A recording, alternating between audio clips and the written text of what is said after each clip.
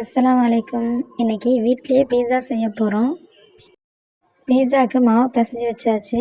அதுக்கு தேவையான குடமிளகா, தக்காளி, ஸ்வீட் கார்ன் எல்லாம் ரெடி பண்ணி வச்சுருக்கேன். மொசரல்லா சீஸையும் திருவி அதையும் வச்சுருக்கேன். 1/2 கிலோ மாவை நான் பிசைஞ்சு வச்சுருக்கேன்.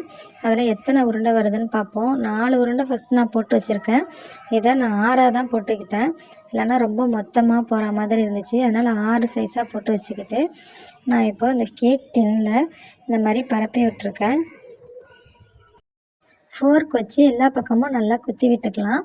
நான் பீஸா சாஸ் வீட்டிலே செஞ்சு வச்சுருக்கேன். அந்த பீஸா சாஸையும் நல்லா எல்லா பக்கமும் படுற மாதிரி நல்லா தடவி விட்டுக்கலாம். அது மேலேயே கட் பண்ணி வச்சுருந்த குடமிளகா, தக்காளி எல்லாம் ஒன்று ஒன்றா வச்சு எடுத்துக்கிட்டு அதுக்கப்புறமா ஸ்வீட் கார்னையும் மேலே தூவி விட்டுருக்கேன்.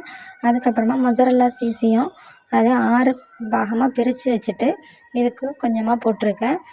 அதுக்கு மேலே கொஞ்சமாக பட்டர் சேர்த்துருக்கேன். இதை அவனில் வச்சு எடுத்துடலாம். என்னோடய அவனை ப்ரீஹீட் பண்ணி வச்சுருக்கேன். என்னோடய ஓடிஜி ரொம்ப சின்னது. 150 டிகிரி டெம்பரேச்சரில் 10 நிமிஷம் வச்சு எடுத்திருக்கேன். கரெக்டாக வந்துருச்சு.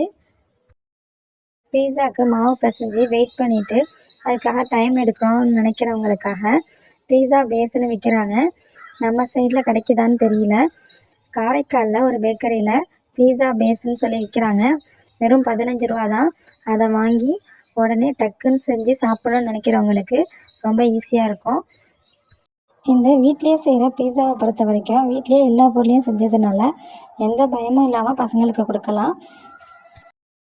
வீட்லேயே மாவு ரெடி பண்ணியாச்சு. சில்லி ஃப்ளேக்ஸு, ஆரிகானோ, பீஸா சாஸ் எல்லாமே வீட்லேயே ரெடி பண்ணங்கிற திருப்தியோடு சாப்பிட்ட மாதிரி இருந்துச்சு.